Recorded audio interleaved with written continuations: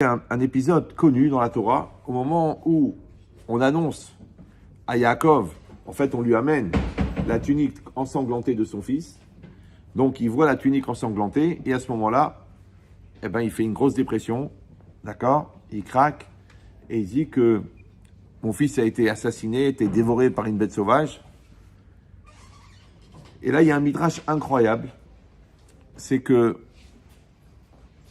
Yaakov, il a dit, la manistera d'Arki mi Hashem. Pourquoi est-ce que mon chemin, il est caché de Dieu? Maintenant, Darki, c'est quoi Darki? C'est pas le féminin de Darka, ça n'a rien à voir. Darki, c'est mon derer. D'accord? C'est quoi le derer? En fait, c'est la trajectoire de déplacement de l'homme.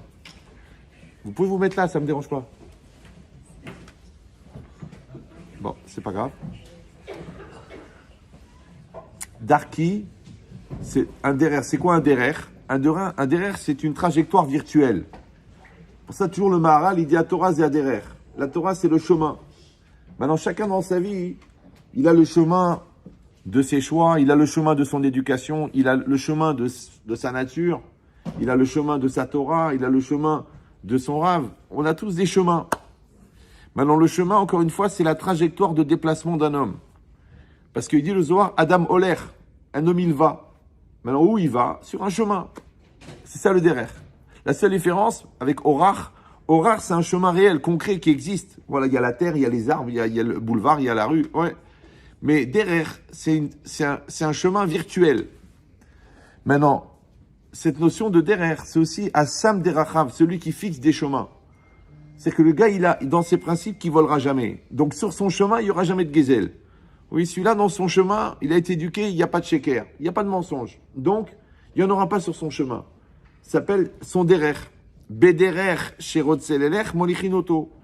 C'est quoi le chemin? Encore une fois, c'est une trajectoire. Mais elle est virtuelle.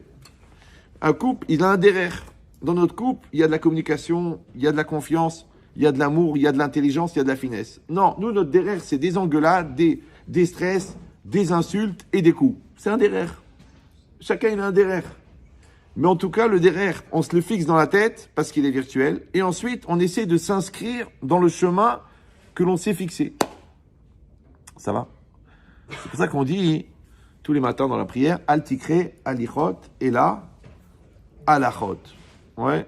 Pourquoi le mot alacha, qui veut dire la loi, il a la même racine que le mot l'alechet, qui veut dire aller. Quel rapport entre la loi et le fait de se déplacer? C'est qu'en vérité, le GPS d'un juif, c'est l'alacha. Comment un juif se déplace? Les filles alacha. Ani oler, les filles alacha. Et si vous allez dire, bon, c'est un peu simpliste, il faut savoir que les goïms, ça fait 5000 ans qu'ils cherchent.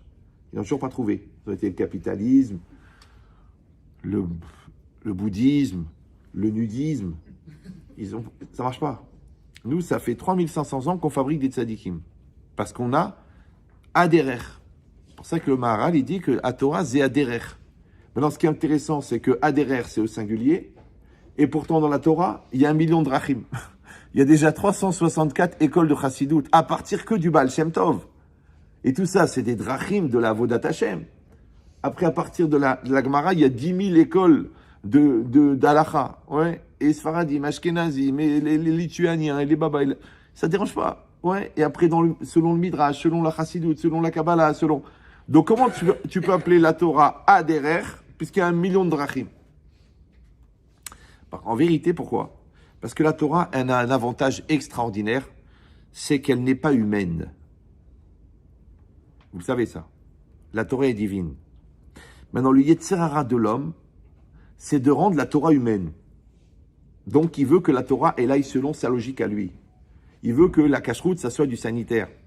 Il veut que ça rentre dans les règles de sa logique à lui. Il veut que les règles de la causalité s'appliquent à tout. Il faut que la rationalité, elle rentre dans tout. Sinon, c'est des bêtises. Alors qu'en vérité, c'est faux. Ouais, dans la vie, il y a des choses qu'on comprend, des choses qu'on ne comprend pas. Des choses logiques, des choses qui ne sont pas logiques. Ouais, c'est comme ça. Pourquoi? Parce que vous savez que c'est marqué 974 avant la création du monde, Hachem, il a écrit la Torah. C'est marqué dans le Midrash Tanchuma. Après, c'est marqué dans le Zohar, Istakel Boraïta ou Baralma. Hachem, Il a regardé dans la Torah, il a créé le monde. Donc ça veut dire que le monde et l'homme sont les projections de la Torah. Super. Maintenant, dans la Torah, il y a des chokim et des mishpatim. Il y a des lois compréhensibles et des lois incompréhensibles.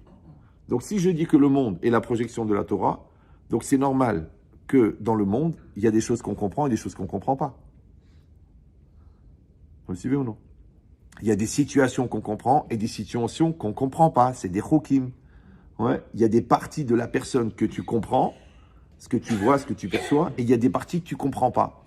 Là, c'est plus de la psychologie, c'est de la spéléologie, parce que le moi, il est parti tellement loin, qui c'est qui peut comprendre la volonté de la belle-mère? C'est un phénomène. Ouais. Donc c'est quoi? C'est qu'il y a des parties invisibles et des parties visibles. Tu vois la Hashgacha d'Hachem, mais tu ne vois pas Hachem. Donc sur la partie que tu vois, tu peux rationaliser. Sur la partie que tu ne vois pas, tu dois développer la Emouna. Vous me suivez ou non? Donc il y aura toujours des choses qu'on comprend et des choses qu'on ne comprend pas. Maintenant, quand Hachem, il est tourné vers moi et qu'il éclaire mes choix, ça s'appelle Issa Panav Elecha. Il tourne sa face vers toi. Par contre, quand Chas Veshalom, Lo Alenu Simsilenu, tout, il détourne son visage, ça s'appelle Esther Panim. Ce qu'on appelle l'Esther. C'est quoi l'Esther? Ouais, c'est pas le prénom d'Esther. L'Esther, c'est Allah Esther. Dieu s'est caché.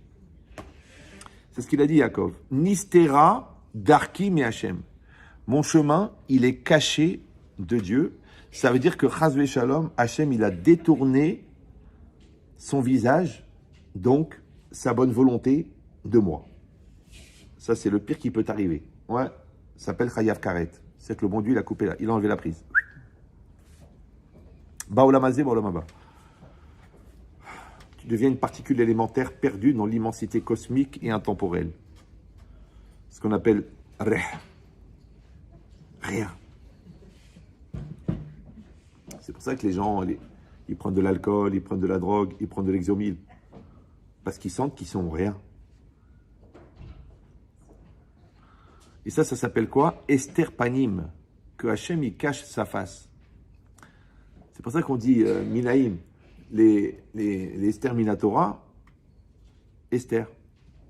Ça veut dire qu'Hachem, il a caché sa face et il est arrivé ce qu'il est arrivé à l'époque de Mordechai et Esther.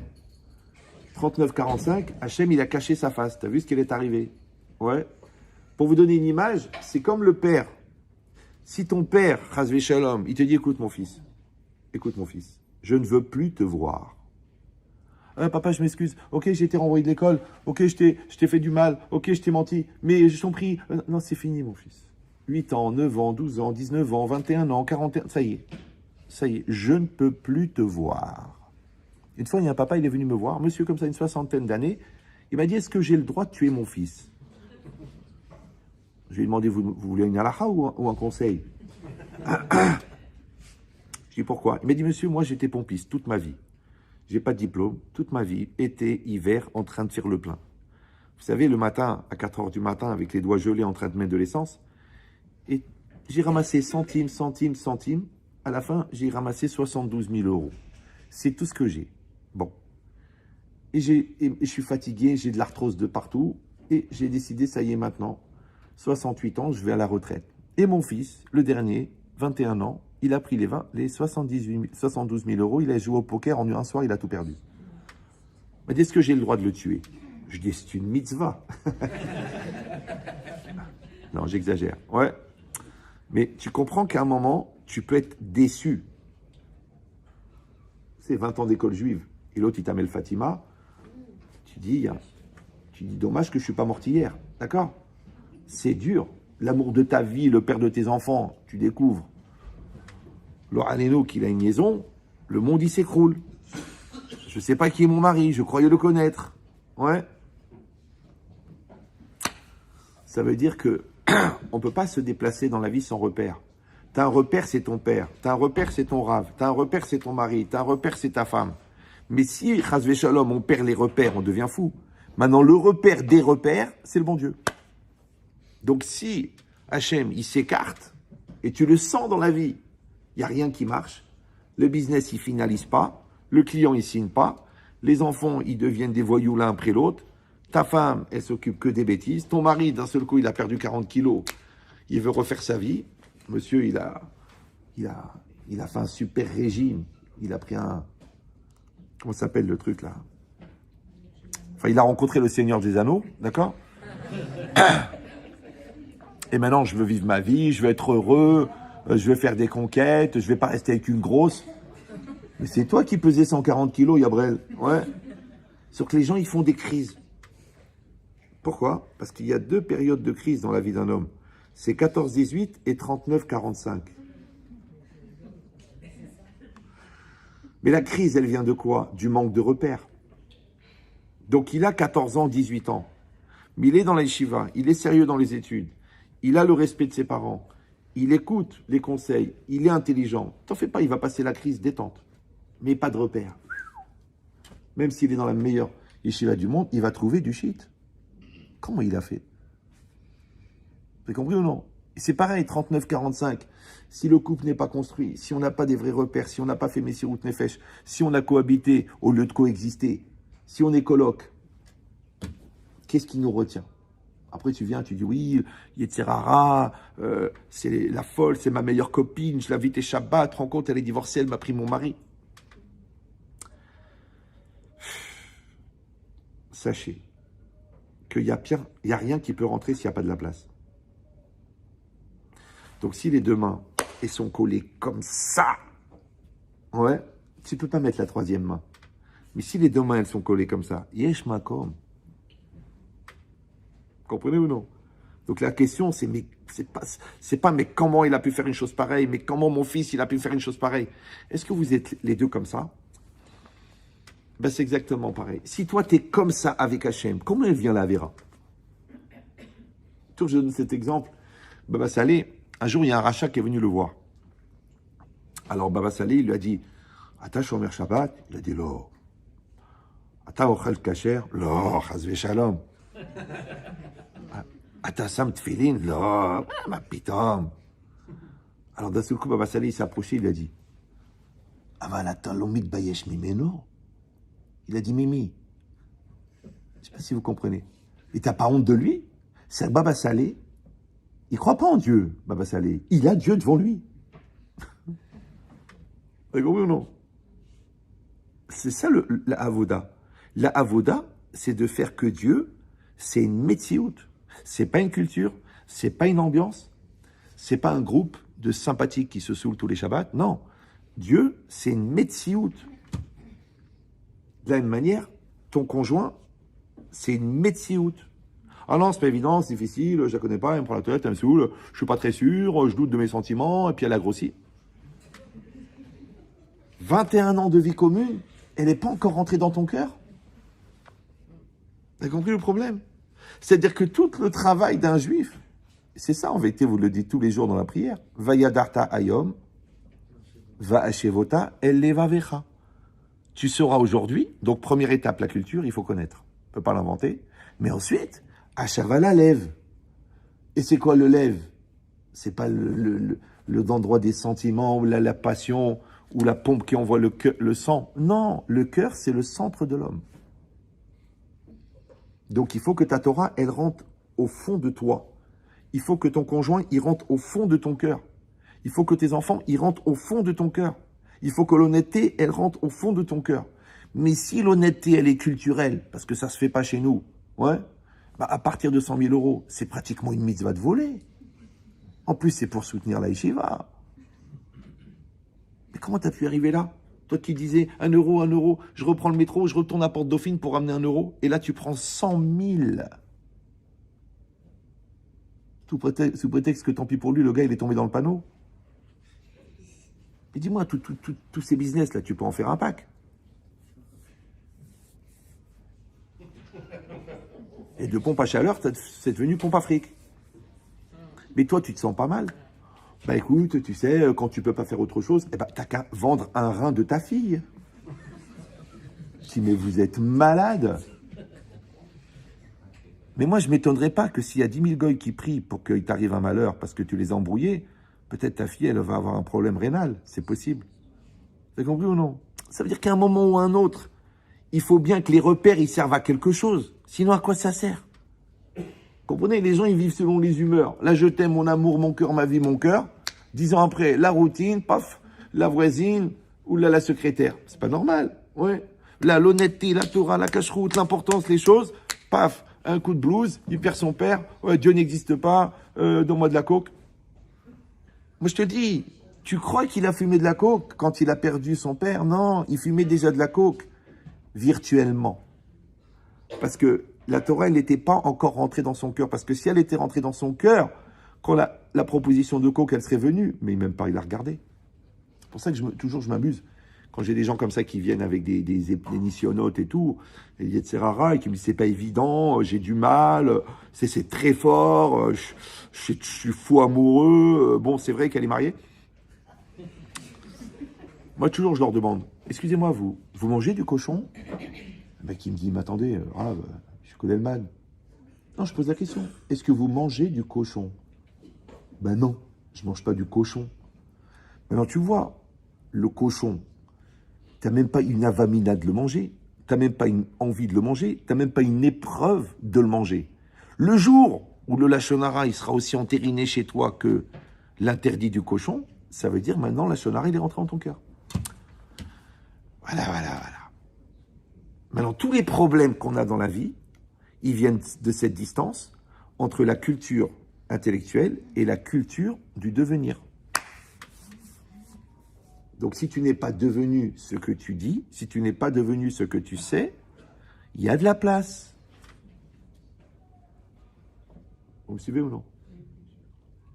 Maintenant, ce n'est pas une punition. Hein.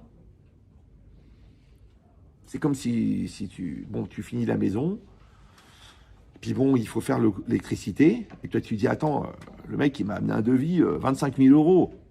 Je vais prendre deux Grecs, deux Roumains à la sortie de Castorama. J'achète le matos, ils font ça vite fait et tout. Et après, tu ouvres le robinet, il y a de l'eau qui coule par les ampoules. Tu allumes la lumière, elle s'allume chez le voisin. On t'a dit, prends des vrais ouvriers, avec la norme NF, ils vont faire un truc propre. Parce qu'en fait, tu n'es pas assez pauvre pour faire des travaux au rabais. Parce que tu vas passer ta vie à repayer tout. Eh ben, c'est exactement pareil. Ne fais pas un couple au rabais, construis-le. Bon, ça va, on est mariés, on vit dans la même maison, on dort dans le même lit. Mais non, ça c'est les animaux. Il faut construire le couple. L'enfant, il faut l'éduquer. Ah, grâce à Dieu, il est dans une bonne école, il a une kippa sur la tête. Et alors? Il faut l'éduquer. Toi-même, il faut que tu te construises. Non, bah, au Hachem, moi j'étudie la Fayomi tous les matins. Ok, mais t'es un peu lunatique. Oui, un peu, bon, des fois je m'énerve, mais pas tout le temps. En fait, t'es bipolaire. Oh, tout de suite. Mais il fait yad d'afayomi. Mais il est bipolaire. Donc s'il y a un mot, s'il y a un diagnostic, s'il y a un médicament, va te soigner. Vous comprenez ou non? Si tu le fais pas, ne viens pas me dire c'est la inara, le bon Dieu il m'aime pas. Mais t'as fait ta part toi d'abord. C'est là tout le problème. C'est une espèce d'effet miroir entre nous et la réalité. Or, si vous êtes croyant, la réalité, c'est Dieu. Alors, est-ce qu'on est prêt à se regarder dans le miroir ou non? Maintenant, encore une fois, Yaakov Avinu, on lui a amené la tunique en sang de son fils. Qu'est-ce qu'il a dit? Mon fils a été dévoré par une bête sauvage. Ouais. Et là, il y a un midrash incroyable. Le midrash, il dit, parce que je rappelle pour ceux qui ne connaissent pas l'histoire, c'est que Yosef, en fin de compte, il n'est pas mort. Il a été vendu par ses frères, il va arriver en Égypte. Après, il va faire 10 ans de prison, enfin 12 ans.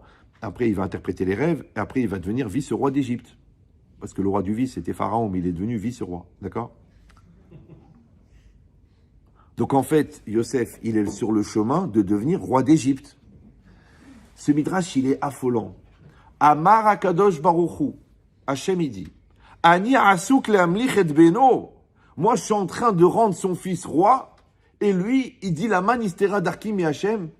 Pourquoi Dieu, il s'est écarté de mon chemin, puisque j'ai un malheur que j'ai perdu mon fils? C'est bizarre, non? C'est que le bon Dieu, il est en train de reprocher à Yaakov Avinu, pourquoi tu te plains? Il dit, mais comment je me plains? Mais j'ai vu la tunique ensanglantée de mon fils. C'est là qu'il y a un commentaire extraordinaire du Rav Colombo, si vous l'avez connu. Bon, à un moment, il a été inspecteur. Le Rav Colombo, il a dit, pas de cadavre, pas de meurtre.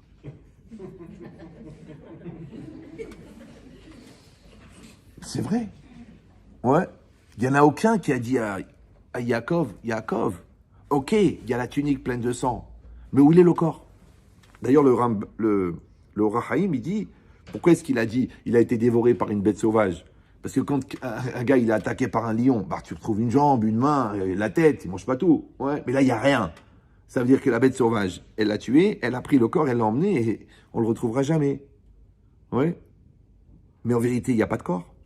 Donc comment ça se fait, toi, Yaakov Avinu, en voyant la tunique, tu t'es convaincu qu'il est mort? Tu reçois un livret scolaire, tu dis cet enfant, il fera rien de sa vie. Attends, il est en CM2. Il peut s'en passer des choses. D'accord? Ton mari, il a été voir certains sites qui sont ni pour nous, ni pour vous. Et toi, tu dis, ça y est, c'est un malade mental, c'est un obsédé, je veux plus qu'il me touche, je veux plus qu'il me regarde.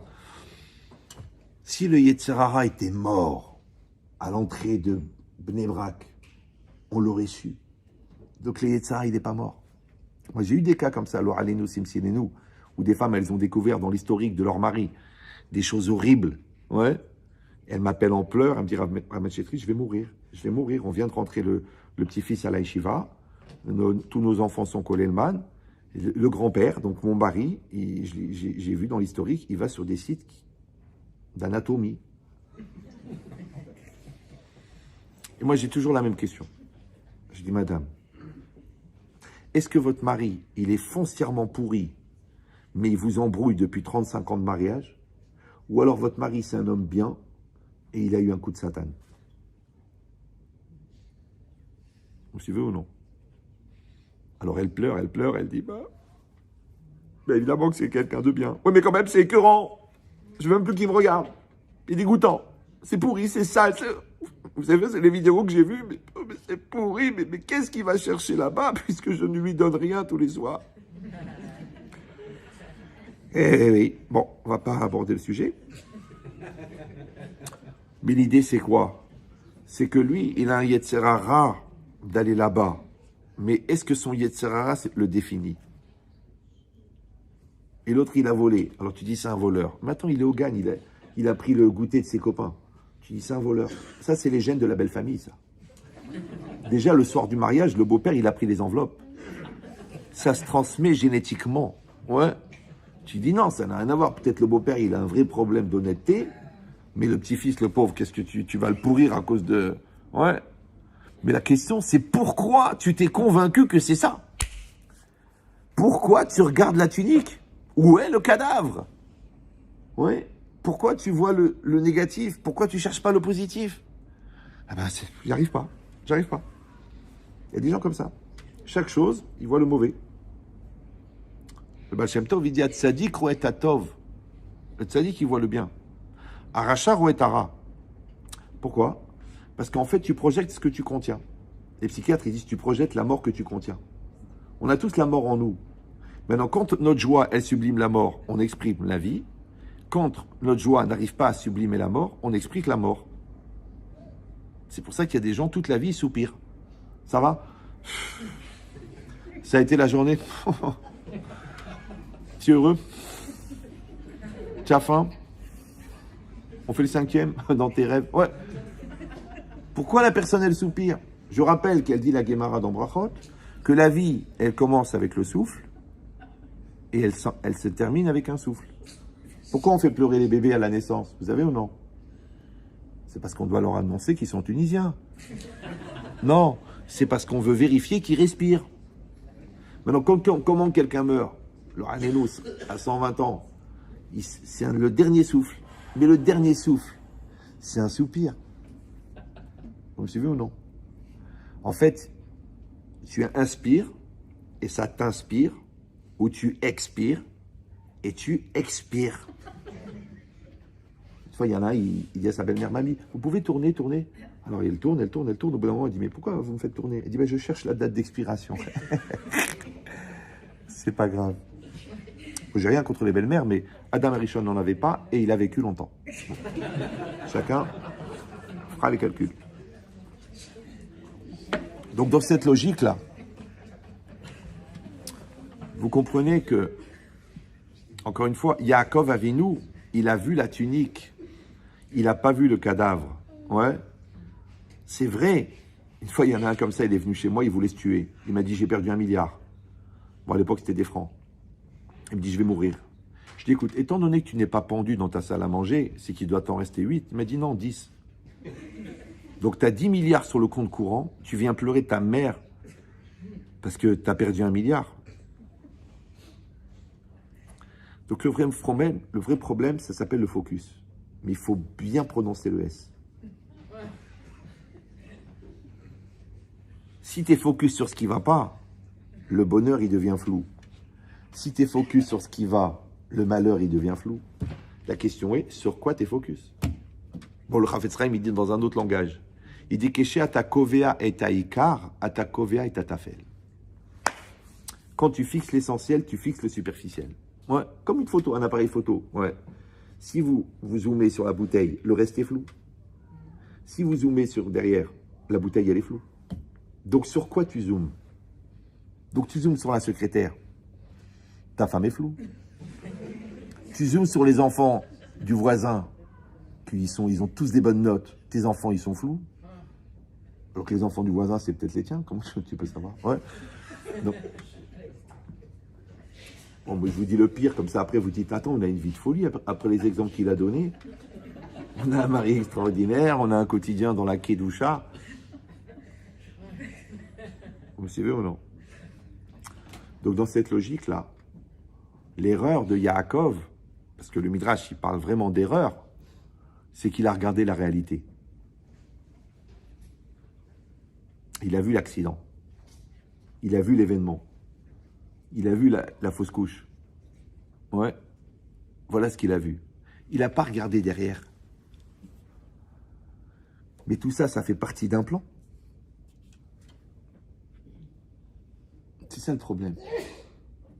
Triche. Mais pas dans le boulot. Donc, si c'est ça, ça veut dire qu'en fait, l'erreur de Yaakov, c'est qu'il a figé la situation. Ouais. Or, il faut savoir que la situation, c'est un mouvement. Même Albert, qui était d'une intelligence relative, et dont on n'a jamais retrouvé les téphilines, il a dit le secret de l'univers, c'est le mouvement. D'accord? Bon, c'est dommage pour lui, mais c'était déjà écrit dans la Torah. C'est qu'en fait, le monde, il est en mouvement. La Torah, c'est un mode d'utilisation du mouvement. Parce que Bechokotai telechu, alacha. Ouais. L'homme, il est en mouvement. Les enfants, ils grandissent. Les parents, ils vieillissent. Le business, il bouge. La femme, elle grossit. C'est des phénomènes. D'accord? C'est un mouvement. Non, c'est juste pour vous réveiller.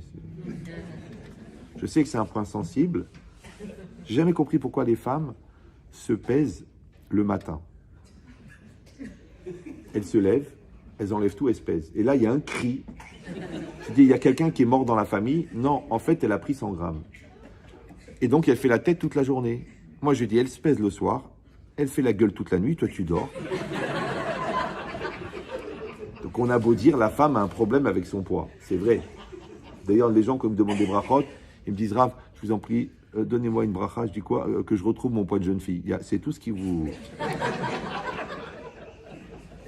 Ça va le chinour, la parnassa, le shalom bayit? Non, ce qui compte, c'est que je retrouve mon poids de jeune fille.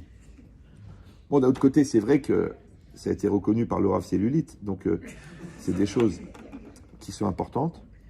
J'ai oublié, excusez-moi, le cours est dédié pour la réfoua de Rav Gabriel Ben Esther, et aussi pour Myriam Bat Lisa. Et je rajouterai des noms à la fin du cours parce que vous allez me sortir tout l'hôpital Adassa, je sais. Et à Mavdil Ben Cham Lemetim, le cours est dédié aussi, Leilou Nishmatam, Nishmat de Chaim Ben Bachla. Kachem Velem Sadeshama parmi les sadikim d'Israël. Et aussi une enfant de 8 mois qui est touchée par la maladie, malheureusement. Donc elle s'appelle Naomi Bracha Batsara. Kachem, elle envoie la réfoua chez Elma Bekarov. Voilà. Maintenant, si on comprend ça, vous avez compris que l'univers, il est en mouvement. Le monde, il est en mouvement. Ouais. Donc, l'erreur, c'est de figer les choses. Qu'est-ce qu'il a fait, Yaakov? Il a figé. Ouais. Il s'est arrêté. Ouais. Il a dit, tac, paf, la tunique en sang. Ouais. Alors qu'en vérité, cet événement, il vient d'un événement avant et il y en aura un autre après. Parce que la vie, c'est un mouvement. Exactement pareil que le mikvé. Vous savez que le mikvé, il permet d'enlever la touma. La touma, c'est quoi? L'impureté, c'est l'état d'être de la mort. Donc il y a un rapport entre la mort et l'impureté. Donc il y a un rapport entre la vie et la pureté. Et la pureté, elle est atteinte par le mikvé. Or, le mikvé, il représente l'image de l'enfant qui flotte dans le fœtus, qui flotte dans le ventre de sa mère. Et là-bas, il est entièrement pur. Donc en fait, quand la personne, elle rentre dans le mikvé, elle se retrouve dans la position fœtale, originale, avant la faute, avant la mort, et entièrement dans la vie. C'est pour ça que le mikvé, il doit toujours être fait de ma'im chaim, d'eau vivante. Soit c'est une rivière, soit c'est un lac, mais qui est réalimenté par des sources, soit le mikvé, il est lié avec un autre bassin qui, lui, est régulièrement changé, parce qu'il faut que l'eau, elle soit en mouvement. Mais l'eau stagnante, en vérité, elle meurt. Si vous voulez vérifier, vous partez 2 mois en vacances, vous revenez, et puis vous ouvrez le robinet, même pas vous l'ouvrez, vous mettez le nez dans le siphon, et là, vous allez sentir la mort ou la nostalgie algérienne, d'accord? Vous allez sentir cette odeur, vous allez dire, mais c'est quoi? Alors, il faut savoir une chose, l'eau pourrit. L'eau, ça pourrit. Comme un cadavre, ça pourrit. Ouais. Maintenant, comment elle a pourri l'eau? Parce qu'elle est stagnante. C'est pareil. Si ta Torah, qui s'appelle Maïm, elle est stagnante, elle devient pourrie.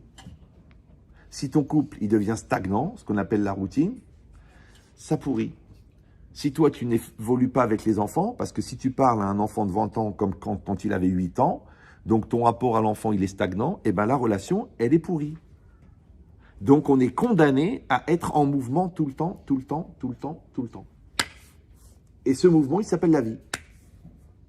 Maintenant, quand Yaakov Avinu, il s'est désespéré, il s'est angoissé, en fait, il a été bloqué, il a été braqué, ouais. Donc, il est bloqué. C'est pour ça que les gens, quand il leur arrive un malheur, qu'est-ce qu'ils font?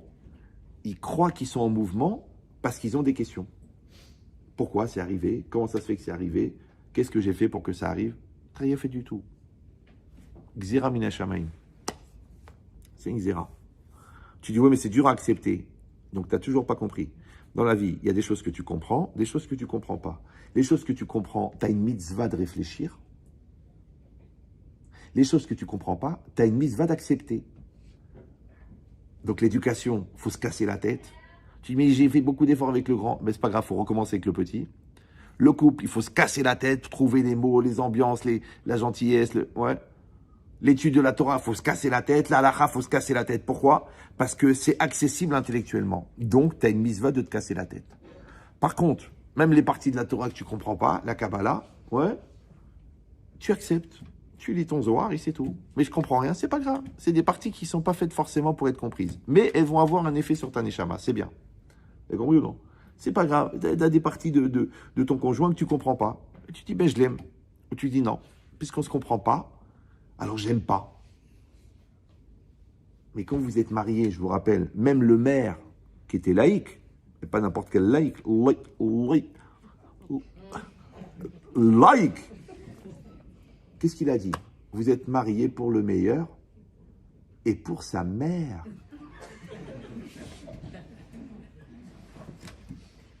Toi, tu crois que tu as épousé une personne, c'est un package. Et je te conseille même de faire le shalom avec la mère avant de faire avec la fille. Parce que c'est la mère qui va foutre la pagaille. Donc, il faut draguer la belle-mère. Et quand elle va dire, oh, vraiment, tu as un mari extraordinaire, hein, elle va te laisser tranquille. Mais si toi, tu la vexes, ou tu lui dis que la daf, elle est dégueulasse, tu vas le payer très cher. Oui, mon gars, elle va pas te lâcher. Pourquoi? Parce qu'il y a un côté amer, puisque c'est ta mère. Il paraît qu'il y a certains Tunisiens, le soir de Pessah, ils mettent pas le maror sur la table. Parce qu'ils ont l'amertume en face d'eux. C'est une image. Hein. Vous avez bien compris que la réalité est bien pire. Mais dans cette logique-là, donc vous avez compris qu'il faut le mouvement. Donc il y a un problème, il y a une solution. Il y a une question, il y a une réponse. Ouais. Mais tout le temps dans le mouvement. Le mouvement s'appelle la communion. S'appelle la communication. Qu'est-ce qu'ils font les gens? Ils se braquent. Les gens ils me disent « Ahmed Chetrit, ça fait 2 ans qu'il ne me parle plus, ça fait 3 ans qu'elle ne me parle pas, elle est bloquée, elle est braquée, elle dit que c'est des angoisses, c'est des stress, c'est parce que son père l'a pas allaité. » Arrête. Non. C'est que, puisque la mitzvah c'est de faire 1, donc le Yetzirah c'est de faire 2. 2, on ne se comprend pas. 2, on ne se ressent pas. 2, on ne s'approche pas. Donc le Satan, il a gagné. Il a gagné 0-0. Ouais. Donc il faut aller vers l'autre. Il faut aller vers la confrontation. Oui, mais c'est pas facile. Hein, au niveau des midotes, c'est quand même dur hein, de se remettre en cause, d'aller demander pardon, de s'arranger avec l'autre, de remettre la discussion alors que l'autre... Ah, j'ai déjà expliqué. Si vous voulez apprendre quelque chose de moi. Vous savez, il faut être capable de pardonner quand vous avez raison. Les gens disent non, non, s'excuser. Il faut être capable de s'excuser quand vous avez raison.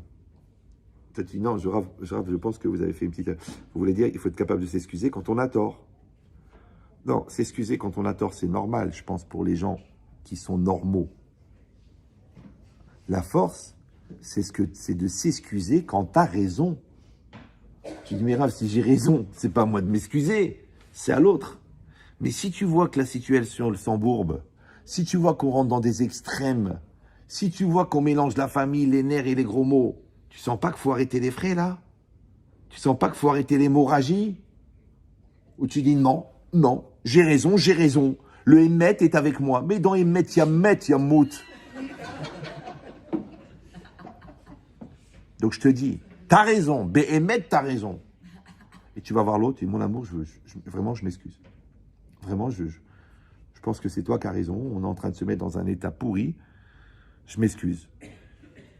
Maintenant, quand tu t'excuses, quand tu as raison, ça veut dire que le shalom, il est plus important que le émet. Mais quand tu dis, j'ai pas à m'excuser, parce que j'ai raison, donc tu penses que le émet, il est plus important que le shalom. Ok, et ben voilà, t'es divorcé, t'es à Holon, dans un marsan, tu frottes tes chemises, tes enfants, tu les vois une fois tous les 15 jours, elle t'a tout pris, parce que la femme blessée est dangereuse. Et toi, tu dis, je m'en fous, puisque je sais, même l'avocat, il me l'a dit, c'est moi qui avais raison. Peut-être ça aurait été mieux que t'aies tort. Qu'est-ce qu'ils disent les Israéliens? Ils disent Amevater ou Amenatseach. Amevater, ça veut dire va passer du temps au water. Non, c'est pas ça. Sois Amevater. Laisse tomber. Ouais, les goïms, ils disent lâcher prise. Et nous, qu'est-ce qu'on dit? Emouna. C'est ma femme, Emouna. C'est mon mari, Emouna. Oui, mais il y a quand même des choses qui me dérangent. Ok. Et ça t'a servi à quoi d'être dérangé? De mettre de la tension, des nerfs, du stress, après des déceptions, après de la rancœur, après du malaise, après de l'aigreur, après de la haine, après des envies de meurtre et des besoins d'aller voir ailleurs. Sur la base de quoi? Du refus de la différence de l'autre. C'est tout ton problème. Hein. Mais de toute façon, on est différents. Ça, j'ai jamais compris. Les gens me disent, ça va grave, j'ai eu des différends avec ma femme. Ben évidemment, puisque tu n'as pas le droit d'épouser ta mère et ta soeur et ta grand-mère. Donc on est obligatoirement différents. Donc on aura des différends. La question c'est, est-ce que notre amour, il est plus fort que la différence? Ou notre amour, il est moins fort que la différence? Maintenant, si tu vois que la différence, elle fout tout en l'air, moi la vérité, je me pose les questions, est-ce qu'il y a vraiment de l'amour?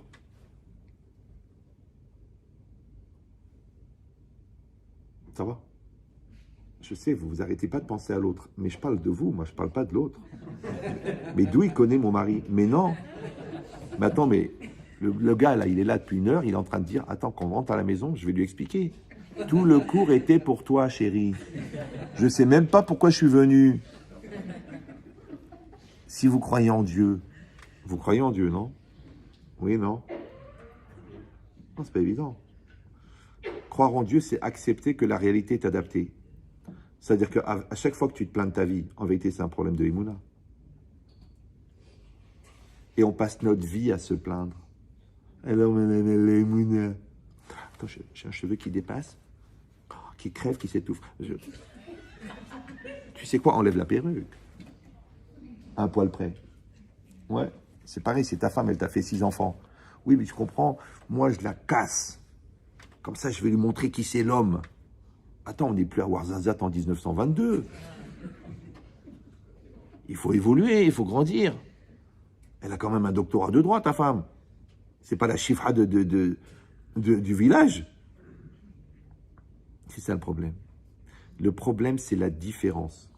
Maintenant, réfléchis, quelle différence avec l'obligation de s'adapter à la différence du conjoint, à la différence de l'enfant et à la différence des événements.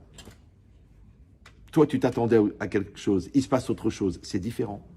Qu'est-ce que tu fais? Tu t'énerves. Pourquoi tu t'énerves? C'est différent. Vous avez compris ou non? Qu'est-ce qu'ils disent les gens? Eh ben, je suis très déçu. Là, le bon Dieu, là, il assure pas, là. Franchement, Dieu d'amour, Dieu d'amour. Non, c'est toi qui as fait une erreur. Parce que toi, tu t'es mis une photo Dieu d'amour. C'est ça l'erreur. C'est un gars de chez nous qui a fait une opération marketing il y a 2000 ans. Il a voulu vendre un Dieu d'amour. D'ailleurs, au nom de ce Dieu d'amour, ils ont tué des millions de juifs. Au nom de l'amour. Imagine si c'était un Dieu de la haine. Qu'est-ce qu'ils auraient fait? Je ne sais pas. Ouais. Mais le problème, c'est que quand tu éduques les gens au Dieu d'amour, donc dès qu'il y a un problème, ils disent mais c'est pas Dieu. Mais quand tu dis Dieu, il fait des choses magnifiques et il fait des choses horribles. Et c'est le même Dieu. Comme ton père. Il t'a payé la bar mitzvah, il t'a payé ton mariage. Ok. Mais quand la première fois qu'il t'a attrapé avec un joint, il t'a mis une tannée, il t'a cassé en 4. C'est le même père. Tu dis non, c'est pas mon père. C'est pas mon père, je suis très déçu. D'ailleurs, je lui ai enlevé la paternité. C'est pas grave. De toute façon, tu avais déjà enlevé ton cerveau. Ça complète. Ouais. Mais c'est ça la vie. Comme ta femme. Et aujourd'hui, elle est mince. Demain, elle est moins mince. C'est la vie. Grâce à Dieu, tu l'épouses à 60. Maintenant, elle a 120. En plus, elle s'appelle Bracha. Donc, tu as doublé la mise. D'accord? C'est bien. Mais toi aussi, rappelle-toi. Ta chevelure extraordinaire. Tu te rappelles à Ibiza? Les chiffres là, ils sont partis. Les pectoraux. Tac! Ils sont devenus les abdominaux. Tac! Les performances de la nuit, ils sont venus un vieux souvenir.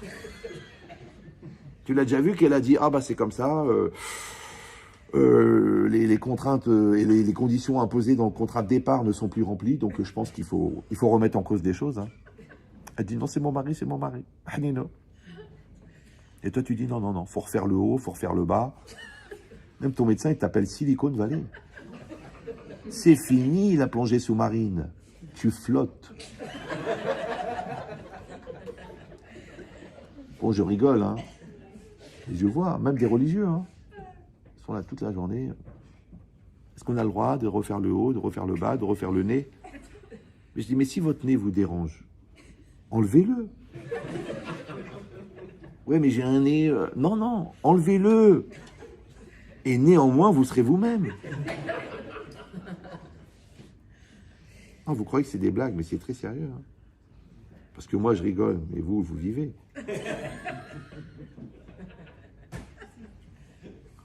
Donc l'idée, c'est quoi?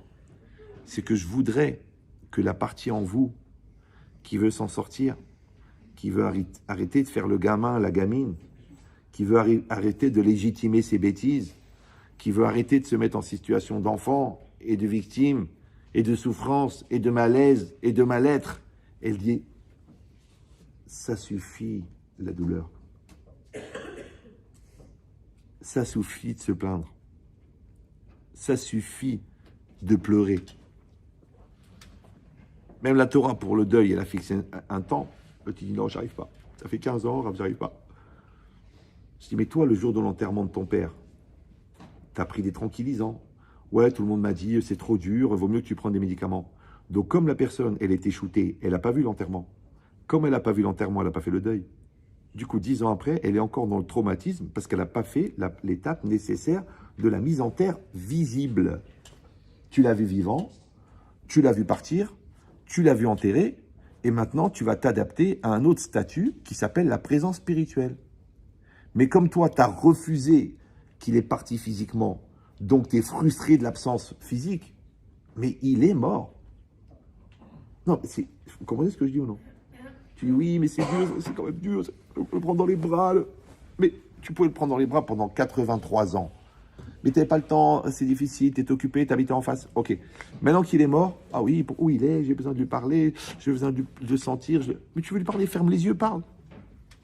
Tu as besoin de le sentir. Pense à lui. Tu as besoin de l'aimer, aime-le.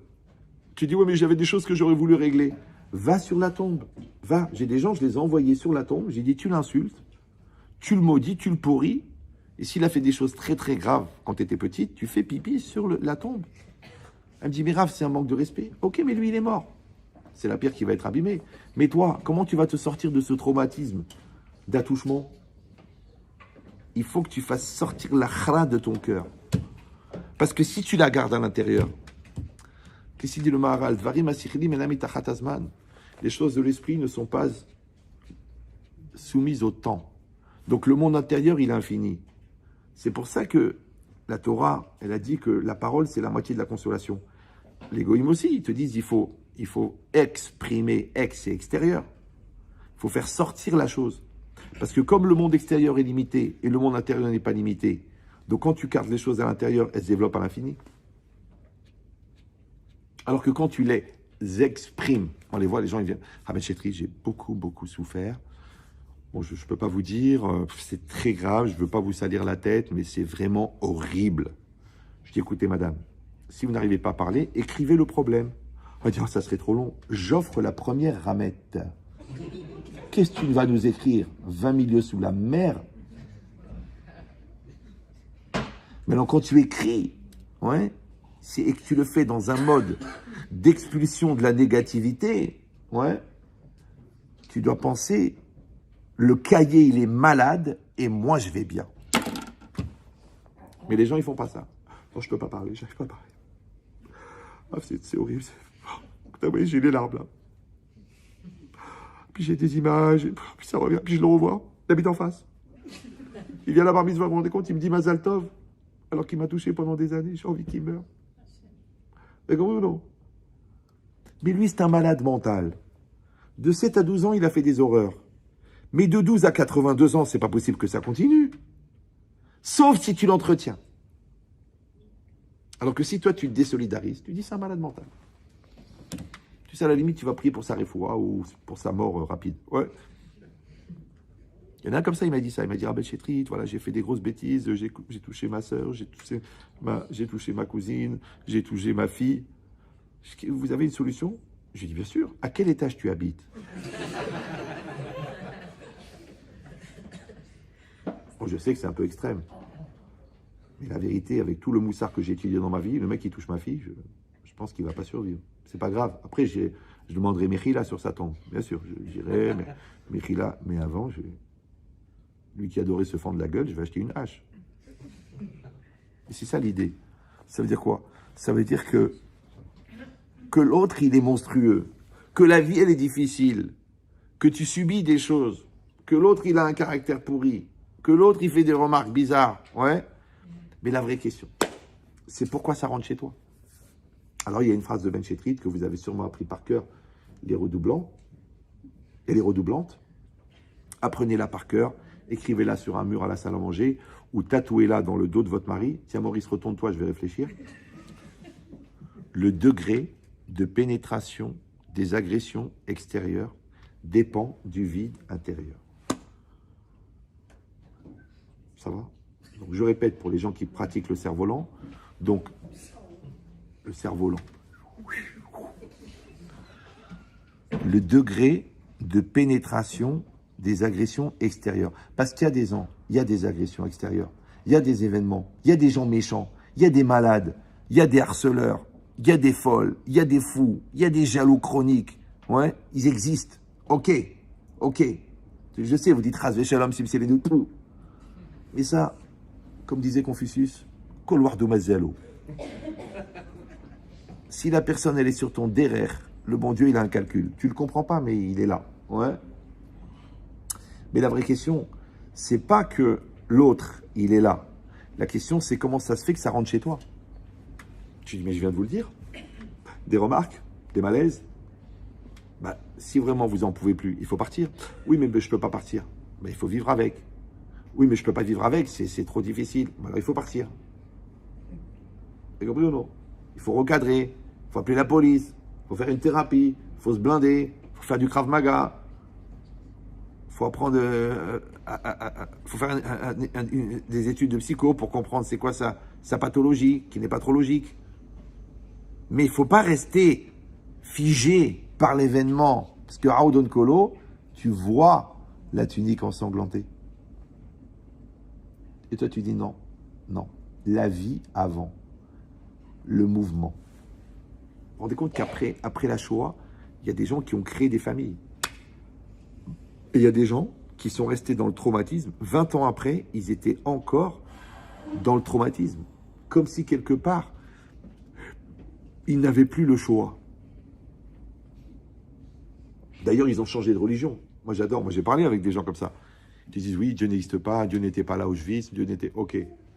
Maintenant, ils ont changé de religion. C'est quoi la religion? C'est la Shoah, c'est le devoir de mémoire, c'est la commémoration, c'est la visite des camps. En fait, ils ont changé de religion. Ouais. Mais dans la paracha de Kitavo, il y a Auschwitz. Il y a écrit que Hachem, il dit le Ramban, il va tuer des millions de juifs, ouais, par un ennemi étranger qui s'appelle Germamia, et qui pour cela, il va utiliser du gaz. Or, je rappelle que la paracha de Kitavo, elle est écrite avant la création du monde. Donc, il n'y a pas encore le conflit et l'attentat de Sarajevo. Vous avez compris ou non? Alors, tu dis, alors quoi, l'histoire, elle est écrite? Non, c'est le potentiel. Il y a le potentiel que ça arrive. Comme des gens, ils ont tout pour être heureux, et grâce à Dieu, ils divorcent. Parce qu'ils ont le potentiel. Et il y a des gens, ils ont tout pour divorcer tellement ils sont brels, mais ils se prennent en main, ils travaillent, ils font une thérapie, ils font un programme de Ben Chetrit, et grâce à Dieu, il y a le 5e qui vient de naître. Tu crois que c'est Ben Chetrit? Non, c'est le travail. Parce que tu as deux solutions. Ou tu travailles sur toi et tu évolues, ou tu te sers de l'accusation de l'autre pour ne pas faire le travail. Mais quand tu ne fais pas le travail, il n'y a pas de résultat. J'ai dit 1 million de fois, je suis stupéfait des gens qui s'étonnent des résultats non obtenus sur les efforts non fournis. Comprenez ou non? Moi, ils viennent chez moi, Ramet Chetrit. Vous trouvez normal qu'après 20 ans de mariage, il n'y a aucune communication? Je dis, je sais pas, je comprends même pas ta question. C'est quoi normal? Qu'est-ce que c'est normal? Vous parlez français, non? Normal, c'est normé. Normé, c'est normé à toi. C'est pour ça que c'est normal. Maintenant, si toi, tu n'as pas mis en place la communication, donc c'est normé qu'il n'y en aura pas, et c'est normal qu'il n'y en a pas. C'est ça, normal. Vous comprenez ou non? Les gens disent, oui, mais c'est anormal. Mais anormal, c'est-à-dire qu'il n'y a pas de normes. Il faut fixer des normes. Moi, je vous dis, j'ai aidé quelques dizaines de milliers de couples. Bon, j'ai arrêté parce que c'est trop fatigant d'être mature pour des gens qui veulent faire les enfants. Mais j'ai pas de formation. 99%, c'est avec ma femme. Qu'Hachem la garde en bonne santé et qu'elle ne soit jamais veuve.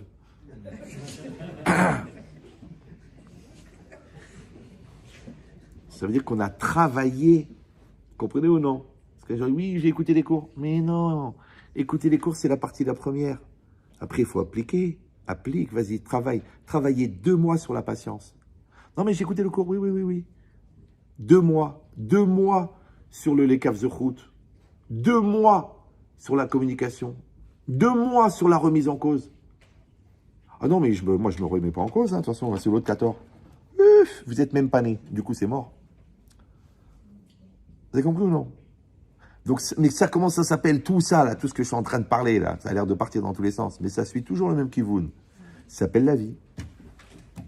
Donc, tu as deux solutions. Encore une fois, il y aura des accidents, il y aura des souffrances, il y aura des chocs, il y aura des malaises, il y aura des différends, il y aura des confrontations, il y aura des changements de situation business, il y aura des pertes financières, il y aura des dépôts de bilan, il y aura des burn-out. Mais la question, elle est-ce que ma personne, elle va être plus forte que l'événement, ou est-ce que l'événement, il va être plus fort que la personne? Est-ce que le couple, il va être plus fort que l'événement, ou l'événement, il va être plus fort que le couple? Est-ce que mon enfant, il est éduqué et pour traverser la tempête ou non? Des fois, des mamans, elles m'appellent Rabbi Chetrit. Écoutez, mon fils, pour grâce à Dieu, il a fait Yavne, il a eu son bac brillamment, Matsup Maspé, finance, et là, il part pour 4 ans à Shanghai. J'ai très peur. Il est en stage dans une banque, j'ai très peur. Parce que Shanghai, la rue, la cache-route, le Shabbat, les Chinoises, j'ai très peur. Je dis, écoutez, madame, votre fils, il a des valeurs juives? Il me dit, oui, bien sûr, Shabbat, cache-route. Votre fils, il est équilibré? Oui, bien sûr, oui. Votre fils, il est éduqué? Oui. Pourquoi vous avez peur? Il ne faut pas avoir peur. C'est ta peur qui le rend fragile. Et je vais dire mieux encore. Si tu pousses un peu, ta peur, elle prouve que toi, à sa place, tu aurais craqué. Mais je te dis, j'ai confiance en lui. J'ai confiance à 100%. Or, c'est quoi la confiance? C'est confiance. Et la fiance, c'est quoi? C'est la foi. Et la foi, c'est quoi? C'est la capacité de s'investir dans ce qui ne se voit pas. Donc, l'intériorité de mon fils, j'y crois. L'avenir, j'y crois. Sa crainte de Dieu, j'y crois. Ouais, son équilibre, j'y crois. Mais si moi-même je dis, ouais, mais tu sais, il y a des filles qui sont très dures. Hein. Et puis, quand tu es seul dans un pays étranger, finalement, le Shabbat, il devient très long en été. Hein. Donc, c'est toi qui penses qu'il est fragile. Donc, c'est toi qui le fragilise. Vous avez compris ou non? Donc, dans cette logique-là, encore une fois, il y aura des événements. La question, elle est, comment tu vas traverser les événements? Maintenant, réfléchissez maintenant. La réalité, toi. Le conjoint, toi. L'enfant, toi. Toi, toi. En fait, c'est une perpétuelle aller-retour entre toi et toi. Et entre toi et des facettes de toi chez l'autre. Maintenant, comment on appelle le lien entre le moi intérieur et le moi extérieur? On appelle Tov. Tov, c'est complet. Donc, Kol David Rachamana le Tav, ça ne veut pas dire tout ce que fait Dieu, c'est pour le bien. Non. Ça veut dire tout ce que fait Dieu, c'est pour compléter. C'est-à-dire que la vie, elle va te compléter. Maintenant, des fois, pour te compléter, il faut un bonheur. Et des fois, pour te compléter, il faut une trecha. Et des fois, pour te compléter, il faut des vacances magnifiques sur la côte. Et des fois, pour te compléter, il faut 3 ans dans une école d'ingénieur très dure. Et des fois, pour te compléter, il faut que tu sois dans une yeshiva tranquille, détente, tu te lèves quand tu veux.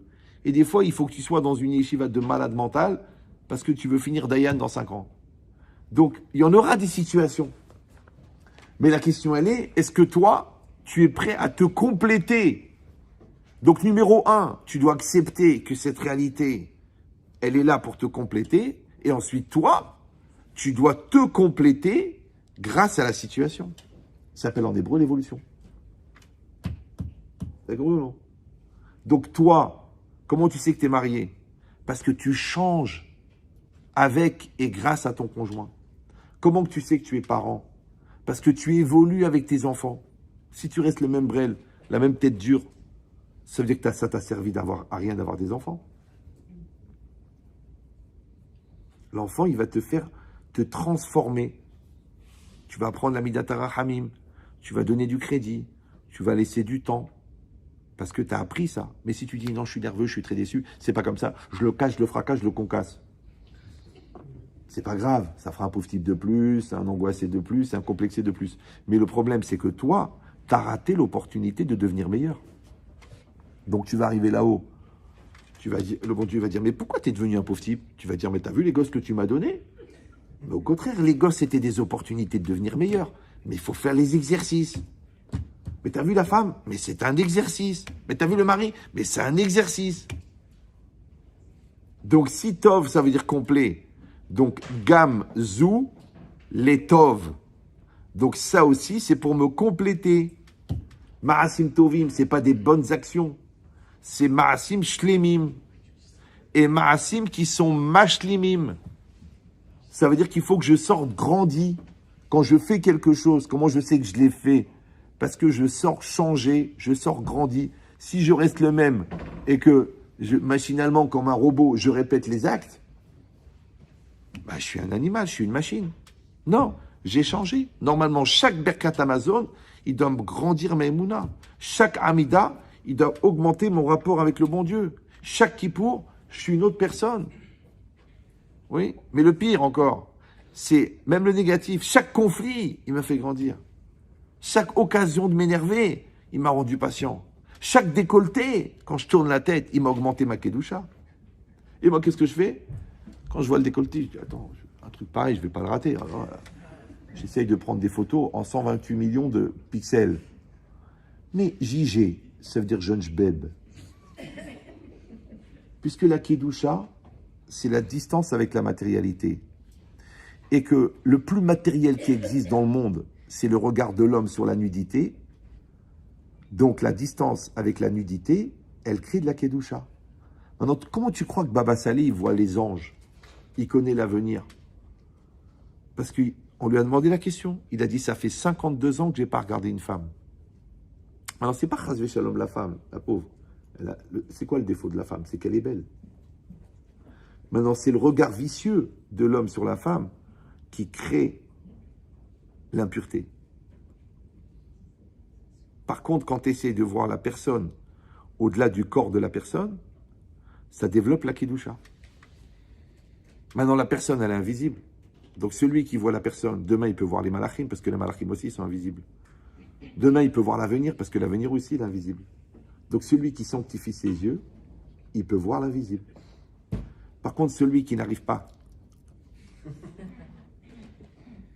pour ça que c'est marqué Vélo Tatourou, Achare Levafrem, Vachare Nechem. Tu crois que ça se passe dans les yeux, en fait, ça se passe dans le cœur. Mais de la même manière, tu réfléchis maintenant que chaque événement, c'est une occasion de fabriquer du Tov. Donc, qu'est-ce qui s'est passé? Rabbi Akiba, elle raconte la Gemara, il était avec des Tanaïm et ils ont vu des renards qui marchaient sur le Kodesh à Kodashim. Tout le monde s'est mis à pleurer. Vous connaissez cette Gemara? Parce que l'endroit le plus saint de tout l'univers, maintenant il est foulé par des animaux tamés. C'est très grave. Et Rabbi Akiba, il sourit. Ils lui ont dit, mais t'es un malade toi. Je comprends pas, c'est le deuil de Beth Amikdash, ça. Et toi tu souris? Il a dit oui, pourquoi? Parce que si cette névoie, qu'un jour il y a des renards qui vont marcher dans le Kodesh à Kodashim, elle s'est réalisée. Donc la prochaine névoie du 3e temple, elle va se réaliser. Maintenant la question elle est, pourquoi eux, ils ont vu des renards qui marchaient dans le Kodesh à Kodashim, et lui, il a vu le 3e temple? Pourquoi l'autre, il a vu la tunique ensanglantée? Et l'autre, il a dit sûrement que Dieu ait fait ça pour le bien. Et effectivement, son fils, il est devenu roi d'Égypte. Et ils ont survécu à la famine. Et ils sont descendus en Égypte. Ils sont devenus des esclaves de Pharaon. Et ensuite, Hachem les a sortis d'Égypte. Et ils sont devenus des serviteurs de Dieu. Et ils ont reçu la Torah. Donc toute cette démarche qui a éduqué le Ham Israël à devenir Eved Hachem, ça passait automatiquement par l'esclavage d'Égypte. Donc l'esclavage d'Égypte, c'est bien. Mais c'est horrible. Le Zohar, il dit ça. Le Zohar, il dit, mais je ne comprends pas. Combien ils sont rentrés en Égypte? Combien ils sont rentrés, les Juifs? Combien? 70. Combien ils sont sortis? 12 millions, 3 millions, 3 millions. Dis-moi, comment des gens, ils passent de 70 personnes à 3 millions de personnes? Et vous savez qu'il y en a 12 millions qui sont restés là-bas. Ils ont préféré rester en France. Ouais. Mais comment ils sont passés de 70 à 3 millions? Qu'est-ce qu'il dit le Zohar? Parce qu'en fait, Hachem, il les a emmenés en Égypte. Et en Égypte, il y avait un tel degré d'antisémitisme que jamais, chasvé shalom, un Égyptien, il va épouser une Juive. Ouais. Ou une Égyptienne, elle va épouser un Juif. Du coup, comme il y avait la haine des Égyptiens, ils ont été obligés de se marier entre eux. Donc c'est grâce à ça qu'ils sont devenus 3 millions. Mais s'il y avait eu les amitiés judéo-égyptiennes, au bout de 2 générations, Baba, il n'y a plus de Juifs. Donc l'antisémitisme, c'est le conservateur du Ham Israël. Tu dis, ouais, mais c'est horrible. Parce qu'il y a des souffrances, il y a des croisades, il y a des massacres. Oui, oui, il y a des dégâts, bien sûr. Mais d'un autre côté, comment 2000 ans, on peut être encore là? S'il n'y avait pas eu le ghetto, s'il n'y avait pas eu le rejet du juif. Vous savez quand est-ce qu'a commencé la vraie disparition du Ham Israël? Quand en 1800 et quelques, on a donné le statut de citoyen aux juifs. Du coup, le juif, il est sorti du ghetto, donc il est rentré à la fac. À la fac, il a oublié la Torah, il a épousé Christine. 80% d'assimilation. Donc en fait, la liberté, c'est mauvais pour le feuge. Maintenant, je sais que c'est dur, parce que vous dites, attends, mais c'est grave, ce que vous dites, c'est grave. Oui, c'est pour ça que ce raisonnement, en vérité, il n'est pas dans le regard humain, il est dans le regard divin. Mais dans l'absolu, tu vois ça? Comme toi, tu dis, oui, vous savez, le petit, il est dans une école très très dure. Ok, t'as raison. Mais maintenant, il a 16 ans et il est agrégé de maths. Alors que l'autre, il est dans une école super sympa, 68 arts, détente, fais ce que tu veux, fume ce que tu veux. Et grâce à Dieu, à 45 ans, il est encore perdu dans sa vie. Donc la dureté, elle produit une chose que la facilité ne crée pas. Alors quoi, tu vas souhaiter la dureté? À Botaï, le marteau, il est plus dur que le métal. C'est pour ça qu'il arrive à former le métal. Tu dis non, je vais taper avec un marteau en bois. T'as pas fini encore de finir le portail hein, en ferronnerie. Ça va prendre un certain temps. C'est pas adapté. Donc tu réfléchis, toi, tu es une planche, ton mari, c'est une lime. Ouais. Ton mari, c'est une planche, toi, tu es une lime. Donc toi, tu vas le former, lui, il va te former. Mazal tov, siman tov. Et si tu dis, moi, je suis comme je suis, je ne changerai jamais. Mon père, il a jamais changé. Ok, mais ta mère s'est pendue, c'est vrai.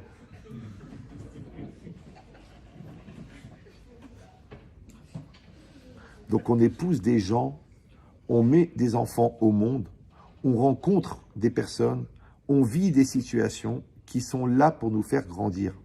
Le problème, c'est est-ce qu'on est dans un mental de grandir ou est dans un mental de ne pas grandir? En fait, c'est un problème de maturité préliminaire ou d'immaturité préliminaire. Ça va? Donc si tu es en posture de dire je veux grandir, tu dis Beruchim Abaim, les occasions de grandir. Maintenant, celui qui ne veut pas grandir, il appelle ça les épreuves de la vie. Ouais. Et celui qui veut grandir, il appelle ça l'épreuve de la vie. L apostrophe, non, L-E-S, preuve. Alors que l'autre, il dit L apostrophe, épreuve. Donc la vie, c'est une série d'épreuves. Et l'autre, il dit, mais non, la vie, c'est une série de preuves que je suis en vie. Tu sais pourquoi je suis en vie? Parce que je dépasse l'épreuve. Et quand je dépasse l'épreuve, c'est ça la preuve. Donc si notre couple, il a dépassé des engueulades, des soucis, de la dimension infantile, on a dépassé le transfert de culpabilité, le transfert d'existentialité, on a arrêté de penser que tout était la faute de l'autre, et on a essayé de rendre l'autre heureuse, heureux, et on s'est adapté, et on a combattu ensemble, et on a fait cette maison, et on a fait ce business, et on a fait ces bébés, et on a fait cette Torah ensemble, eh ben, tu vois bien que c'est la confrontation de nos différences qui a créé l'harmonie. Alors que les gens, qu'est-ce qu'ils font? Ils se servent de la différence pour légitimer le fait qu'ils n'y arrivent pas. Mais l'opportunité de ne pas y arriver, elle faisait partie du derrière. Comme si vous ou non? Parce qu'il y a toujours la vie et la mort. Il y a toujours l'occasion de dire la vérité, l'occasion de mentir, l'occasion de faire de l'argent cachère, l'occasion de faire de l'argent pas cachère. Alors qu'est-ce qu'ils font les gens? Ils disent, mais tu sais pourquoi je fais de l'argent pas cachère? Parce que l'opportunité s'est présentée. Mais jeune jbeb, l'argent pas cachère, il s'est présenté pour que toi, tu atteignes le niveau de l'argent cachère. Le gosse qui t'énerve, c'est pour que tu règles ton problème de nervosité. L'autre qui te pousse à bout, c'est pour que tu arrives à passer de l'impulsion à la réflexion. Pour que tu apprennes à prendre du recul, que tu deviens un adulte. Et toi, qu'est-ce que tu fais? Tu dis, moi, quand on m'énerve, je m'énerve. Faut pas m'énerver, d'accord? Moi, tu m'énerves, je m'énerve. C'est extraordinaire. Mais moi, je regarde ça, la vérité. Heureusement que j'ai des notions de zoologie.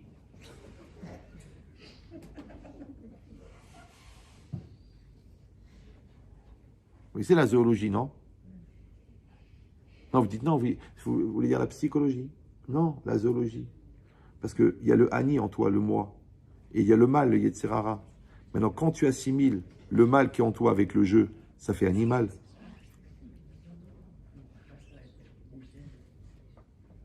Animal. Maintenant, n'attends pas que l'autre, il te dit, mais tu te conduis vraiment comme un animal. Mais t'es un chien. Mais t'es une chienne. Non, toi-même, tu devrais dire, attends, mais comment je peux parler comme ça à mon mari? Il part le matin à 7h, il rentre à 9h. Tout ce qu'il fait, c'est pour notre sécurité, c'est pour notre paix, c'est pour notre parnassa, c'est pour notre Torah. Et moi, dès qu'il rentre, je l'engueule. Ta femme, elle t'a fait 6 enfants. Mais c'est fini, Baba. L'option critique est terminée. Tu peux dire que merci du matin jusqu'au soir, jusqu'au jour de ta mort. Non, je rappelle, pour les hommes qui ne sont pas au courant, que la femme n'a pas de mitzvah d'avoir des enfants. Vous savez. Mais l'homme, oui. Donc quand la femme, elle crève 9 mois et qu'elle accouche en 6 heures avec des douleurs incroyables, c'est toi qui fais la mitzvah. Alors que toi, tu n'as rien senti, à part les 4 bouchas que tu as pris à la synagogue pour fêter le Siman Tov. Maintenant, la femme, elle n'a pas besoin d'une mitzvah pour faire des bébés. Elle va les faire de bon cœur, ça s'appelle l'instinct maternel. Le père, il a fait les comptes, il a vu combien ça coûte, il se demande s'il va faire le deuxième ou adopter un chien. D'accord? Donc la Torah, elle a donné une mitzvah. Maintenant, réfléchis. Si la femme, elle a donné sa jeunesse, elle a donné son corps, elle a donné sa beauté, elle a donné ses vergetures, ses nerfs, ses stress, ses malaises, des fois ses dents et ses cheveux, pour que toi, tu aies ces beaux enfants à la maison. Bah, c'est quoi la perruque? D'accord? C'est pour que toi, tu aies ça. D'accord? Donc le minimum chez les gens normaux, c'est Akaratatov. Dis merci. Donc vous devriez passer la journée à dire merci à vos maris et vous la journée à dire merci à vos femmes. Et les deux, la journée à dire merci à vos parents. Et toute la journée à dire merci à Dieu. Mais qu'est-ce que vous faites? Vous dites, bon ok, intellectuellement j'ai compris, au niveau shkafar, dire un cafard. Mais c'est pas évident, vous la connaissez pas, et puis je suis un peu déçu, mais c'est pas ce que je croyais. Allez, il est reparti dans sa chala. Arrête la chala. Il n'y a pas d'avenir dans la chala. Il n'y a pas d'avenir dans la critique, il n'y a pas d'avenir dans la méchanceté, il n'y a pas d'avenir dans la cruauté, il n'y a pas d'avenir dans la manipulation, dans le malaise, de stresser l'autre, d'accord, de le mettre en situation d'infériorité. Il n'y a pas d'avenir. Ben oui, parce que si l'autre, elle t'écoute, ben t'es marié avec une folle, parce que tu l'as rendu cinglé. Si lui, il t'écoute, bon maintenant, tu dis, c'est un pauvre petit, de toute façon, il n'a aucune réaction. Donc tu as fabriqué un deb, et après tu dis, comment je suis marié avec un deb, alors que la base de l'amour, c'est l'admiration. Comment tu vas admirer quelqu'un que tu as détruit? Tu dis, oui, mais à l'époque, je n'avais pas écouté les cours de Manchetrit. Je crois que c'était une mitzvah de détruire. Il y a une femme qui m'a dit ça. Elle m'a dit, moi, mon mari, sur le conseil de ma mère, je l'ai concassé, fracassé, je l'ai rendu comme une serpillière. Je dis, c'est normal, madame, parce que vous êtes raide comme un balai, ça fait un couple. Le balai et la serpillière. Il manque plus que le seau. Et le seau, c'est le gosse. Ouais. Donc, vous comprenez, ouais, que Tov, ça veut dire complet. D'accord? Je vous ai dit, qu'est-ce qu'il faut faire? Il faut faire Akarata Tov. Donc, les gens, ils traduisent Akarata Tov parce qu'ils ont fait l'ulpan. C'est reconnaître le bien. Ouais. Mais si je dis que Tov, ça veut dire complet. Donc, Akarata Tov, ça veut pas dire reconnaître le bien. C'est reconnaître le complet. Le complet, c'est quoi? C'est que je vais accepter l'autre entier. Oui. Je vais t'aimer pour ton bien et pour ton moins bien. Je vais t'aimer avec tes qualités, avec tes défauts. Vous savez que les bébés, ils sont mignons, ils sont doux, c'est de la pêche, ils sentent bon, ils ont un sourire, c'est des anges. Mais ils font caca. Non, c'est les mêmes. Il n'y a pas des bébés qui font caca. C'est pareil, le grand-père, le pauvre, le patriarche, les conseils, la Torah, la Kedusha. Mais il est incontinent. Quand il était un pays, ça va. Maintenant qu'il est incontinent, mais tu vas l'aimer pareil ou non? Ou tu vas dire non, non. Franchement, l'aide n'est pas venue aujourd'hui, l'infirmière, donc je vais le laisser. Mais attends, on est jeudi, elle vient lundi. Non, non, je peux pas, ça m'écoeure. Tu vas le laisser dans son bonheur. Oui, mais c'est dégueulasse. Mais dis-moi, combien de fois il t'a changé la couche, toi? Imagine, il t'aurait laissé, il aurait dit, bon, écoute, on va pas faire ça toutes les 3 heures, on va faire ça une fois tous les 10 jours. Le médecin, il aurait dit, écoutez, il y a un fossile à l'arrière du petit. Donc peut-être que l'incontinence des parents, c'est l'occasion de leur rendre le recette qu'ils ont eu de te changer la couche. Vous me suivez ou non? Peut-être que de rester au chevet d'un malade, eh ben c'est l'occasion de payer tous les mois et les nuits entières que tes parents ils ont passé à ton chevet. Il y en a un, il m'a tué. Pourtant, moi, il m'en faut. Hein. Il m'a dit, Raman Chetrit, voilà, j'ai ma maman qui est Alzheimer à un stade très grave. Elle ne me reconnaît pas. Il m'a dit, alors, est-ce que j'ai une mitzvah de Kibbud Avaim? Est-ce que je suis obligé d'aller la voir? Parce que franchement, je suis très occupé, j'ai 3 entreprises, c'est compliqué pour moi. De toute façon, elle ne me reconnaît pas, je pourrais envoyer quelqu'un d'autre, ça serait pareil. Alors, quelle est la halacha? Je dis, la halacha ne parle pas au jbeb. Il dit, non, mais sérieusement, en plus, il est sérieux, le mec. Ça veut dire qu'il a utilisé son cerveau et sa bouche pour dire un truc que la vérité, j'étais sûr qu'il avait utilisé un autre orifice pour l'exprimer. Mais bon.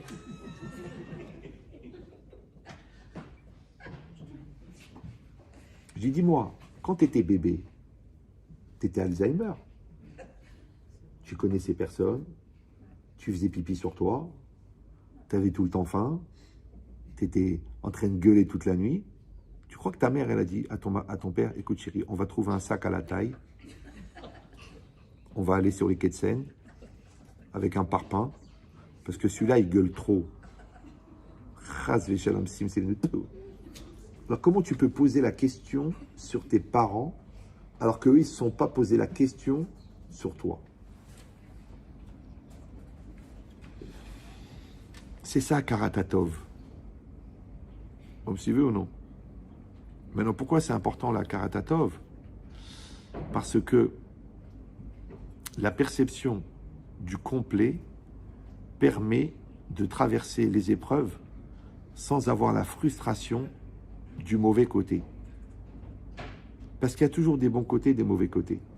Il y a toujours des facettes magnifiques et des facettes horribles. Il y a toujours encore une fois, des événements extraordinaires et des événements difficiles. Ouais. Si toi, tu es capable d'avoir Akarat Atov, donc des fois, Akarat Atov, c'est Baruch Hashem, on est là avec la choupa, avec cet enfant de 21 ans qui a fait son école d'ingénieur et ses 4 ans d'Yeshiva, et qu'il est équilibré, il est construit, il a une kala extraordinaire. Extraordinaire. Et des fois, il y a des événements beaucoup plus durs. Beaucoup plus durs. Ouais. Quand tu es là, à l'enterrement, tu dis, mais qu'est-ce que je fous là? Tu dis, mais qu'est-ce qui va arriver? Il va m'appeler, il va revenir, il va. Sachez, je sais que c'est très très dur, mais sachez qu'au fond, c'est le même événement. Mon père, Zichron Ibraha, moi je croyais que j'étais philosophe. Mon père il était couturier. Moi je croyais que j'étais genre le haham. Mais il parlait pas beaucoup, mon père. Mais il parlait jamais pour rien. Un jour, il m'a dit, mon fils, la vie et la mort, c'est la même chose. Et moi, j'ai pas compris. Bon, ça m'a pris quand même 53 ans pour comprendre. Pourtant, je réfléchis à plein temps depuis l'âge de 9 ans. La vie et la mort, c'est la même chose. Le bonheur et le malheur, c'est la même chose. L'amour et la haine, c'est la même chose. Les qualités et les défauts, c'est la même chose. Ben oui, parce que c'est quoi une qualité? C'est un défaut qui a mal été utilisé. C'est quoi un tzaddik? C'est un rachat qui s'est maîtrisé. C'est quoi un rachat? C'est un tzaddik qui ne s'est pas maîtrisé. La preuve, les 3/4 des Rishonim, ils ont un bon fond. Vous me suivez ou non? Donc, si toi, tu vois le rachat et tu cherches le tzaddik dedans, donc tu vois le réel et tu vois le potentiel, ça s'appelle le tov. Mais si tu vois que ce que tu vois, ça s'appelle le rat. Donc, il faut avoir akarat atov. Vous suivez ou non? Maintenant, le fait de voir la globalité, ça fait que tu n'as plus le stress de la décision, le stress de la responsabilité,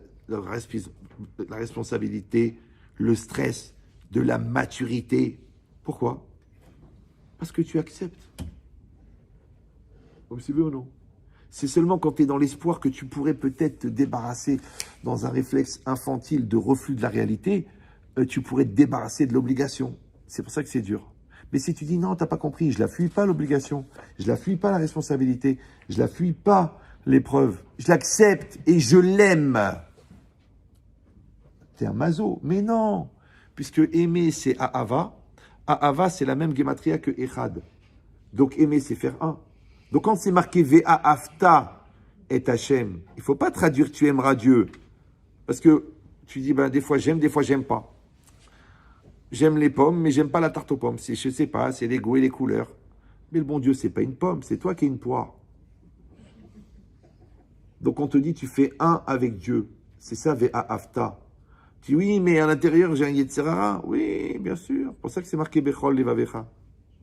Oui, mais j'ai mon corps, et j'ai la flemme, et j'ai la matérialité, et j'ai le décolleté de la voisine. Oui, c'est pour ça que c'est marqué Ufron Nafshecha. Oui, mais ça coûte beaucoup d'argent, le kasher, c'est compliqué. C'est pour ça que c'est marqué Ufron Meodecha. C'est qu'en fait, la Torah, elle t'a résumé toutes les chatzitsot, tous les écrans qui empêchent la Ahava, c'est-à-dire le Echad. Maintenant, qu'est-ce qu'elle dit la Mishnah? C'est comme Meodecha, Bechol Mida ou Mida, chaque jour Moded. Vous suivez ou non? Donc il y a des événements extraordinaires, Baruch Hashem, et il y a des événements horribles. Tu es encore dans Ve'afta ou non? C'est ça le problème. Vous comprenez ou non? C'est ça le problème. Alors les gens qui ne sont pas dedans, ils disent ouais, c'est pas normal, ou il était Dieu. Et l'autre qui a perdu son fils, elle dit mon fils, il est parti à Kiddush Hashem. Je lui dis mais. C'est le contraire. C'est l'autre qui a perdu son fils qui devrait craquer. Et toi qui n'as rien à voir, qui devrait dire, écoute, la vérité, objectivement, je pense que Dieu fait bien les choses. Non, tu te révoltes. Alors, je vais vous expliquer, c'est très simple. Parce que celui qui se révolte, oui, il veut un prétexte pour ne pas faire un. Comme celui qui s'engueule avec son conjoint. Il a rarement une bonne raison. Mais il a un prétexte pour le faire. Ça va? Pourquoi tu te prends la tête avec ton fils? Il a 14 ans. Non, c'est pas normal, je suis très déçu, c'est pas ce que je croyais, il est idiot, il est bête, il comprend rien, mais il a 14 ans. Toi, tu as 40 ans. Lequel des deux qui doit être patient? Vous avez compris ou non? Donc en vérité, tu n'as pas compris. Pourquoi? Parce que tu n'as pas eu Akaratatov. Maintenant, vous avez compris que Akaratatov, ça ne veut pas dire dire merci. Non. Ça veut dire la perception globale de l'événement. De la même manière, si Yaakov Avinu, il avait dit aujourd'hui, il y a la tunique trempée de sang, mais il n'y a pas de cadavre. Donc, je vais avoir une vision globale et sûrement que le bon Dieu, il prépare quelque chose d'extraordinaire. Mais il ne l'a pas fait. Donc, Hachem, il lui a reproché. Ouais. Ani asuk la amlich et bino. Moi, je suis en train de rendre son fils roi. Ve'u Omer, et lui il dit la manistera d'Arki. C'est qu'en fait on ne peut jamais se plaindre, sauf de nos erreurs à nous. Mais le bon Dieu ne fait pas d'erreur. Maintenant, vous voyez ça, tous ces décalages entre ce que je vois, ce que je crois, ce que je veux, comment je réagis, comment je le prends bien, je le prends mal.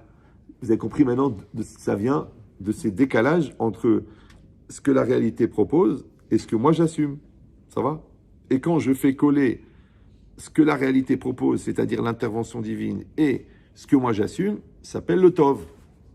C'est pour ça que quand tu as fait ça toute ta vie, tu vas aller au Lamaba. Et comment il s'appelle au Lamaba? Yom Shekulo Tov. Et quand tu comprends comment ta femme elle est adaptée à toi, tu dis Mazal Tov. Vous suivez ou non? C'est pour ça que c'est marqué à la fin des temps, ou Bayom Ma'u Yashem Echad ou Shmo Echad. Ouais. Or, c'est quoi Hashem Echad? C'est le contraire de Hashem Shtaim. Maintenant, quand tu dis il y a un Dieu comme ça, il y a un Dieu comme ça, tu dis Hashem Shtaim. Quand tu dis il y a un Dieu qui me fait du bien, il y a un Dieu qui me fait du mal, Hashem Shtaim. Quand tu dis Dieu, il n'était pas là quand je l'attendais, Hashem Shtaim. Comprenez ou non? Alors, ou tu vas dire Hashem Shtaim, ou tu vas dire Hashem Echad. Décide-toi. Et tu sais comment est-ce qu'on arrive à Hashem Echad? C'est très simple. Ve'afta. C'est pour ça que c'est marqué Shema Israël. Hashem Elokeinu, Hashem Echad, et juste après, Ve'afta.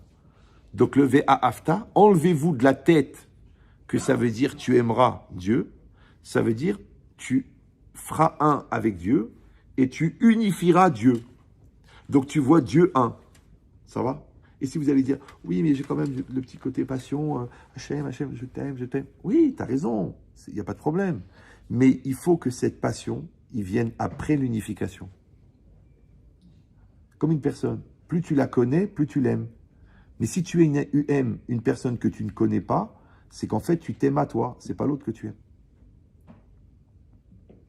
C'est pour ça qu'on doit étudier la Torah pour connaître Dieu. C'est pour ça qu'on doit se connaître à soi-même pour connaître Dieu. C'est pour ça qu'on doit regarder la réalité et analyser l'Ashgacha pour connaître Dieu. Et bizarrement, plus tu vas connaître Dieu, plus tu vas faire un avec Dieu.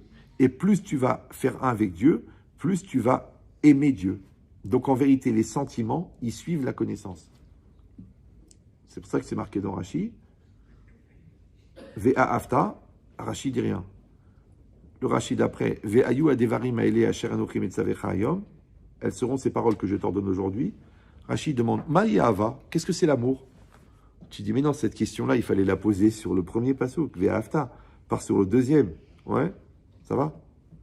Il répond, Mitor advarim aele, à travers les paroles du schéma, à travers les paroles de la Torah, selon les commentaires, Atamakir beborecha, tu vas connaître ton Créateur, ou midavek bedrachav, tu vas coller bedrachav à ses chemins. On a dit que le chemin, c'est la trajectoire virtuelle.